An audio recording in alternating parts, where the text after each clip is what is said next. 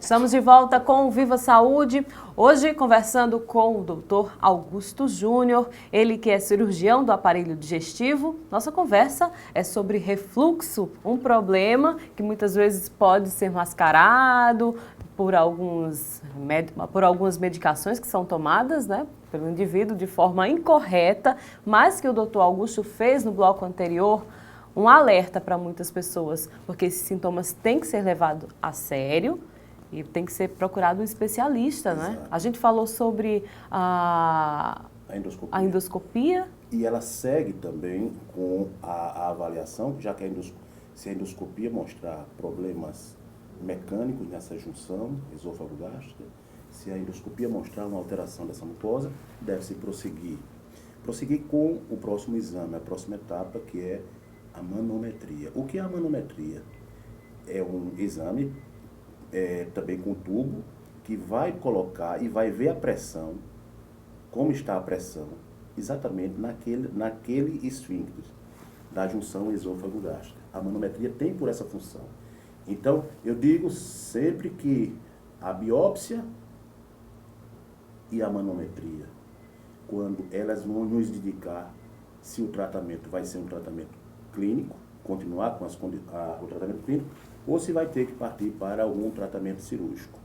Uma vez que olhe que aquele tratamento cirúrgico está mais para um tratamento cirúrgico, existe a pH-metria. A pH-metria é para ver a acidez dentro do esôfago em 24 horas. Você bota uma sondinha e passa 24 horas com ela sendo medida a acidez no esôfago, que não é para ter. O esôfago não tem que ter... Não tem que ter ácido, não pode. É aí que está o X da questão, ele não é para ter. E quando tem... Quando tem, aí é justamente é necessário tudo isso fazer todas... É necessário, então, partir para uma cirurgia? Não, em algumas situações. Hoje a cirurgia do refluxo, ela era muito indicada no passado. Uma cirurgia que é feita por laparoscopia, uma cirurgia extremamente simples, mas que tem sintomas desconfortáveis de pós-operatório.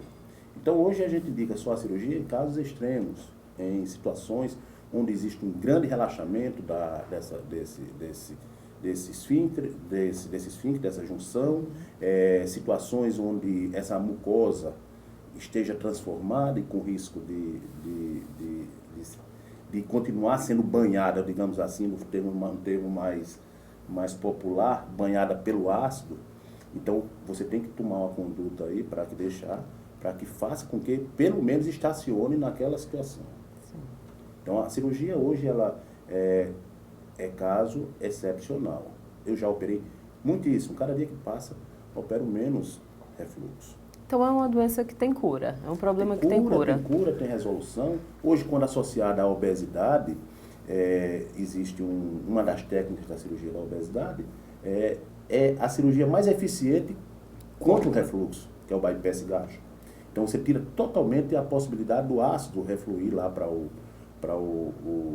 esôfago. Então, é uma das indicações. Uma pessoa que tem, por exemplo, uma indicação cirúrgica de uma cirurgia bariátrica, eu jamais vou fazer só uma cirurgia anti-refluxo.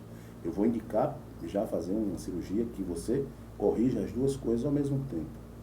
Então, é um fato.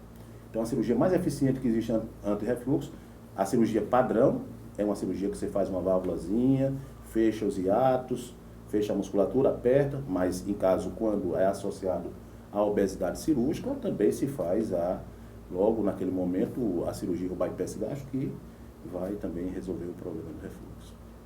Muita gente costuma usar de medicamentos por conta própria, principalmente quando a questão é acidez, azia.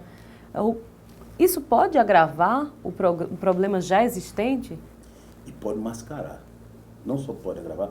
A automedicação é um problema. Hoje eu bato palmas para uma conduta que foi tomada há uns 8 anos atrás, em relação da Anvisa, onde colocou a prescrição dos antibióticos para serem de forma, só o médico pode prescrever, porque você conseguiu frear um pouco o uso abusivo de antibioterapia.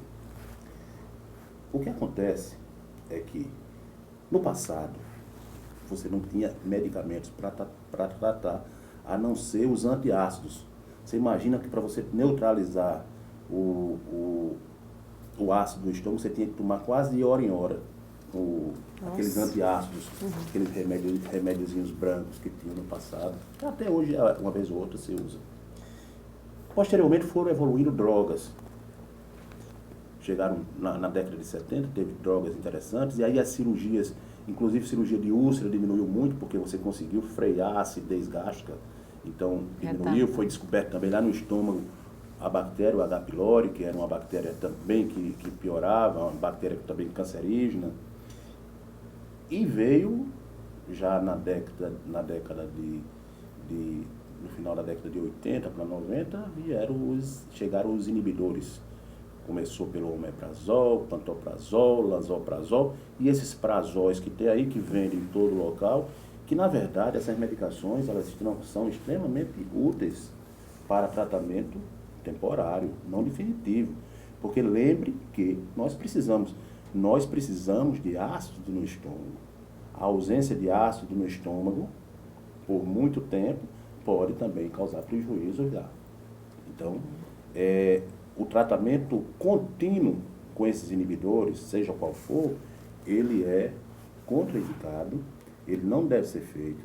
Algumas pessoas que têm sintomas fortes devem parar um determinado tempo e voltam, e aí associa a atividade física, associa a alimentação correta, a postura, uma historinha antiga que tem, mas que até hoje a gente recomenda no nosso consultório, que é colocar uma barrazinha de madeira na cabeceira da cama e dar uma discreta inclinada.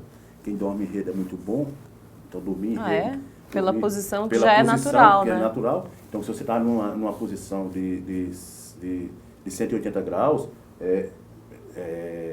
a gravidade, e que se existe esse mecanismo não está bem eficiente, ele vai existir. O senhor fala de postura, mas além da hora de dormir, né? Além do sono, durante o dia a dia, essa postura também pode influenciar de alguma forma? Quais são essas? Mas o principal é você não se alimentar e de imediato se deitar.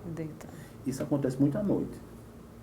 Então, tem um jantar, aí a pessoa assiste televisão, está paradão, aí na hora de dormir vai fazer aquele lanche. Principalmente aqui no Nordeste, que muita gente tem o hábito de comer bastante à noite. Comer bastante à noite. Então, isso também não deve ser feito, né? Não. Na verdade, nós deveríamos comer bem no café da manhã, comer normal no almoço e diminuir um pouco menos. E diminuindo ao longo do dia. Ao longo do dia. Isso é utópico. Porque eu acho que eu mesmo não amanheço com muita fome. Então, eu vou ter fome lá para meio-dia, 1h. Os organismos são diferentes, então, são diferentes. Mas assim, até o costume. Nosso almoço é farto. E os jantares também. E normalmente o café da manhã é mais limitado. E quais são os principais alimentos que podem causar aí o refluxo? Bom, falando agora de alimentação, algo que é importante em qualquer situação, né? Primeiro, eu vou logo em cima do álcool. O álcool, para quem tem refluxo, é terrível. Então, a bebida alcoólica, seja ela qual for, principalmente a bebida fermentada, essa aí é terrível. Seria a cerveja? Principalmente. Vinho. O vinho? Enfim. Mas tudo com exagero é ruim, mas às vezes o álcool faz bem, porque um pouquinho ele faz bem. Você sabendo tomar, ele dá tudo uma relaxada. Tudo tem sua medida certa, né? Medida certa, a sua cabeça dá aquela relaxada. Mas o álcool, sim, é um dos principais, os enlatados, os chás, as chantinas, café, refrigerante, comidas, as frutas ácidas, limão, abacaxi, laranja. Então existe mesmo essa relação entre frutas ácidas e o problema. Existe, mas o alimento correto, eu acho que o acesso a nutricionista é muito importante para quem tem refluxo, para ela fazer uma orientação. Agora, se você fizer tudo isso e fizer atividade física, então, junto à atividade física, ela vai resolver muito. Por quê? Com a atividade física, essa digestão vai ser mais fácil. Você sabe que você, quando está se movimentando, inclusive diz, uma das condutas, jante, antes de jantar, quando caminhe meia hora, depois vai dormir. Mas a atividade física, eu digo assim, o exercício físico é algo mais, o que é de mais importante que tem para a gente fazer para a nossa saúde. Nossa principal arma. Nossa principal arma, mais do que comer errado. Se você faz uma atividade física perfeita, você até pode sair um pouquinho. Agora, se você come errado, não faz atividade E não faz física, nada, aí complica mesmo. É. Vamos a mais um intervalo. No próximo bloco a gente fala sobre as formas de tratamento. A gente hoje está conversando com o Dr. Augusto Júnior, ele que é cirurgião do aparelho digestivo, e o nosso tema é refluxo. A gente volta já com o Viva Saúde.